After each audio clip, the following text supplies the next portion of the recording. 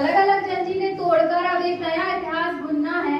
अलग अलग जंजीरें तोड़कर अब एक नया इतिहास बुनना है। तरक्की के इस दौर में भारत को एक देश एक कानून चुनना है। इसी क्रम में आदरणीय निर्णायक मंडल, यहाँ पर उपस्थित सभी गुरुजनों और मेरे प्रिय साथियों, मैं लक्ष्मी लोधी शासकीय उच्च माध्यमिक विद्यालय से आपके सामने यूसीसी यूनिफॉर्म सिविल कोड समान नागरिक संहिता के पक्ष में अपने विचार आपके सामने व्यक्त करने आई हूँ। तो मान्यवर, मैं अपनी बात की शुरुआत आपसे एक प्रश्न पूछकर करना चाहूंगी कि जब हमारे देश में कोई चोरी करता है या अपराध करता है तो उसकी सजा धर्म ना देखकर कानून द्वारा तय की जाती है और महिला के हक अधिकार और उसकी शादी तलाक के फैसले धर्म देख कर दी जाती है। ऐसा क्यों किया जाता है? और मान्यवर, हमारे देश के प्रमुख संविधान निर्माता के.एम. मुंशी राव जी ने संविधान सभा में ये बात चिल्ला कर कही थी कि जब तक भारत देश पर्सनल लॉ को धर्म से जोड़ता रहेगा तब तक वो लैंगिक समानता नहीं ला सकता। और मान्यवर, हमारा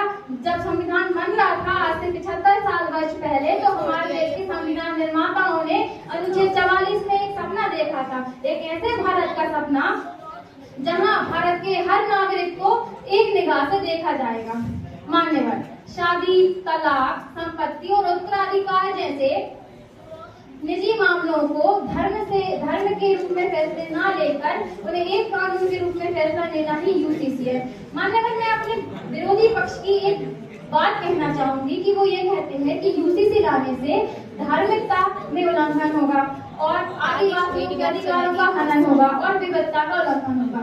तो मान्यवर, हमारे देश में ये बहुत गर्व की बात है कि हमारा भारत देश दुनिया का एकमात्र एक ऐसा देश है जहाँ बहुमूल्यता में धर्म पाए जाते हैं। और हमारे देश में जहाँ संविधान जो हमारी पुस्तक है उसको जितना मानते हैं उतनी ही धर्म की पुस्तकों को मानते हैं। तो मान्यवर, हिंदू धर्म की ऋग्वेद जो सबसे पुराना ग्रंथ है उसकी मनुस्मृति के अध्याय 3 के 56वें श्लोक में लिखा गया है कि यत्र नार्यस्तु पूजन्ते रमन्ते तत्र देवता, अर्थात जहाँ नारियों की पूजनीय होगी उनको अधिकार समान दिए जाएंगे, वहाँ देवता भी वास करेंगे। और मान्यवर, ये केवल एक धर्म की बात नहीं है, मैं इस्लाम के मोहम्मद पैगंबर साहब का एक बहुत ही प्यारा हदीस आपके सामने पेश करना चाहूंगी कि इनम्मल लेसाउ सकाइबुल रिजाल, उन्होंने ये बात कही है कि महिलाएं और पुरुष एक ही समान है।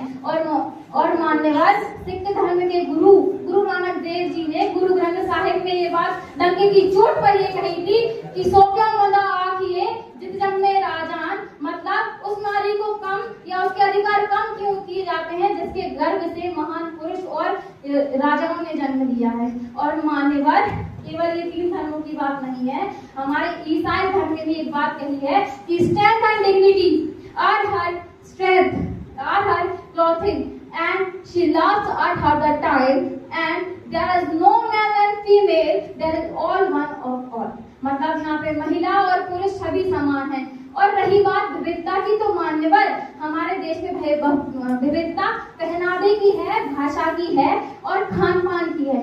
हमारे देश में यूसीसी लाने का सिर्फ एक ही मतलब है कि हमारे देश में जो कुप्रथाएं होती हैं जैसे कि बहु विवाह, बाल विवाह, द्वि विवाह, इद्दत और हलाला जैसी कुप्रथाएं होती हैं, उन्हें रोकना। तो मान्यवर, क्या आप मुझे बता सकते हैं कि हम इन कुप्रथाओं को जारी रखकर हमारे देश की विविधता का जश्न मना सकते हैं? बिल्कुल नहीं। और मान्यवर, रही बात आदिवासियों की, तो आदिवासी जब मई 2026 में असम में यूसीसी लागू किया गया था तो उसमें साफ साफ लिखा था कि आदिवासियों को यूसीसी से अलग रखा जाएगा। और मान्यवर, मेरे विरोधी पक्ष ने बहुत ही अच्छा उदाहरण दिया कि हमारे देश एक रंग बिरंगा गुलदस्ता है, तो लेकिन परंतु वो एक बात भूल गए कि गुलदस्ते को गुलदस्ता बनाए रखने के लिए एक धागे की आवश्यकता पड़ती है और वो धागा यूसीसी है। अगर हम धागा नहीं बांध देंगे तो वो फूल पैरों तले कुचल दिए जाएंगे और वो नष्ट हो जाएंगे।